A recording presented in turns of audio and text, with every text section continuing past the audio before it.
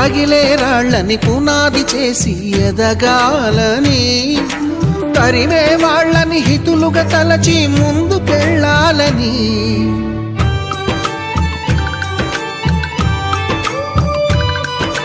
కన్నుల నీటిని కలల సాగుకై వాడుకోవాలని, కాల్చే నిప్పుని ప్రమిదగా మలచి కాంతి పంచాలని, గుండెతో ధైర్యం చెప్పెను, చూపుతో మార్గం చెప్పెను, అడుగుతో గమ్యం చెప్పెను. నేనున్నానని